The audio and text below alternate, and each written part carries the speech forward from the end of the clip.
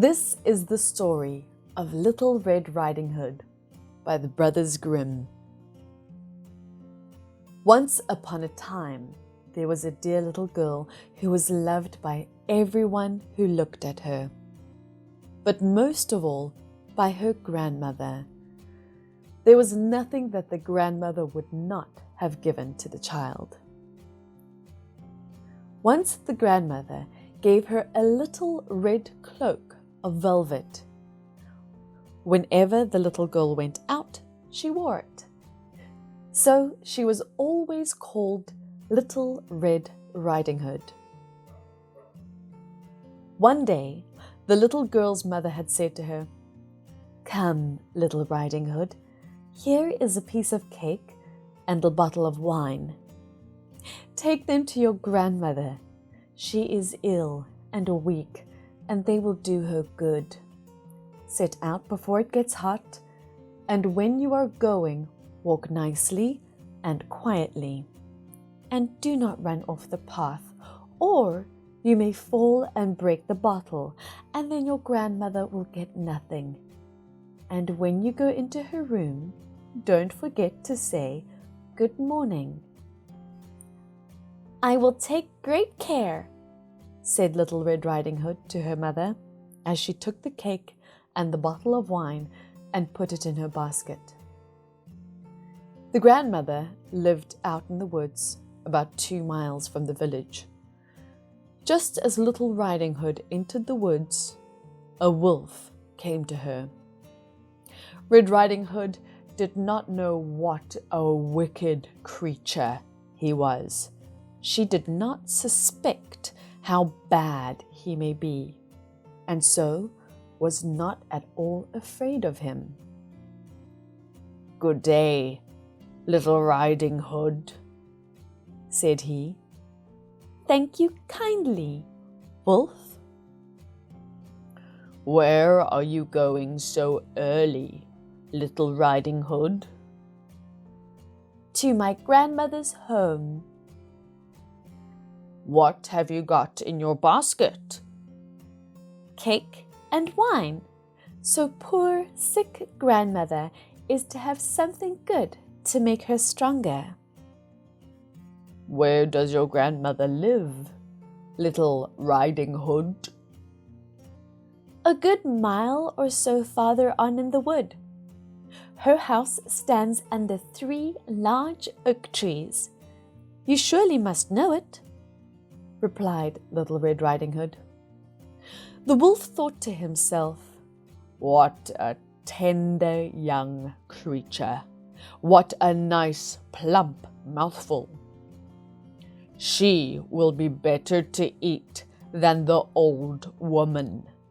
I must act craftily so as to catch both." So he walked for a short time by the side of Little Red Riding Hood. Then he said, "See, Little Red Riding Hood, how pretty the flowers about here are. Why do you not look round?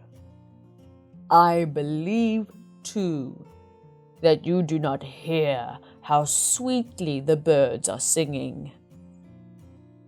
Little Red Riding Hood raised her eyes, and when she saw the sunbeams dancing here and there through the trees, and pretty flowers growing everywhere, she thought, Suppose I take grandmother a fresh nosegay.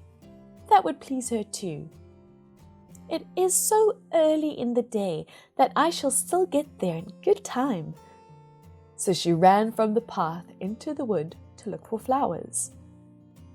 Whenever she had picked one, she fancied that she saw a still prettier one farther on, and ran after it, and so got deeper and deeper into the woods.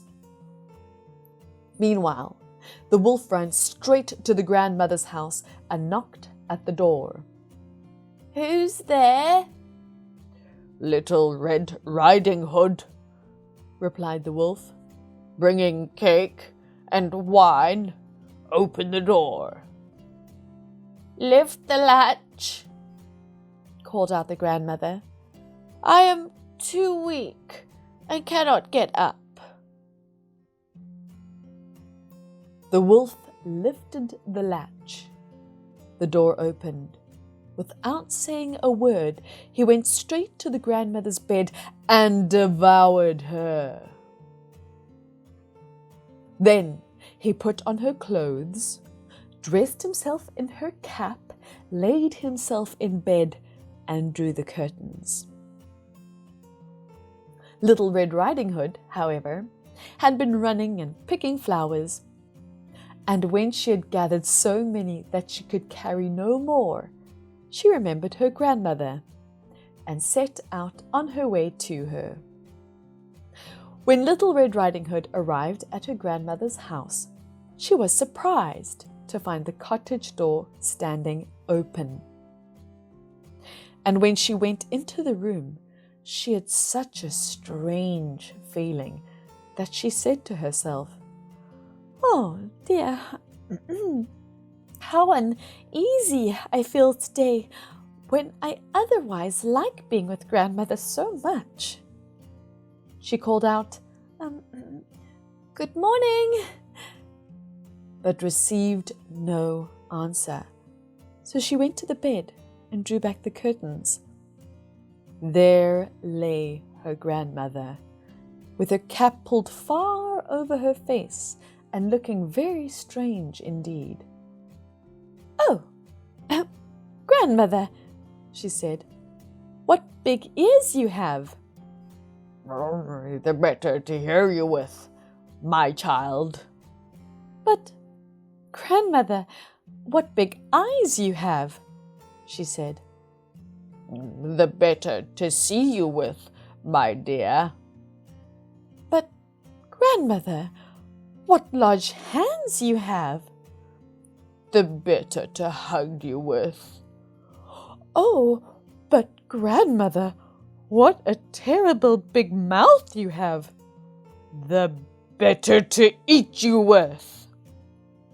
And scarcely had the wolf said this, than with one bound he was out of bed and swallowed up Red Riding Hood. When the wolf had appeased his appetite, he lay down again in the bed, fell asleep, and began to snore very loudly. At that time, the huntsman was just passing the house and thought to himself, "How the old woman is snoring. I must just see if she wants anything." So he went into the room, and when he came to the bed, he saw that the wolf was lying in it. "Ah, do I find you here, you old sinner?" he said. "I have long sought you." Then, just as he was going to fire at him, it occurred to him that the wolf might have devoured the grandmother and that she might still be saved. So he did not fire, but took a pair of scissors and began to cut open the stomach of the sleeping wolf. Snip, snip. When he had made 2 snips, he saw Little Red Riding Hood. Then he made 2 snips more. Snip, snip. And the little girl sprang out crying, "Oh, how frightened I've been! How dark it was inside the wolf!" After that, the aged grandmother also came out alive. Red Riding Hood quickly fetched great stones with which they filled the wolf's belly. When the wolf awoke, he wanted to run away, but the stones were so heavy that he collapsed at once and fell dead. Then all 3 were delighted. The huntsman drew off the wolf's skin and went home with it. The grandmother ate the cake and drank the wine which Red Riding Hood had brought, and revived.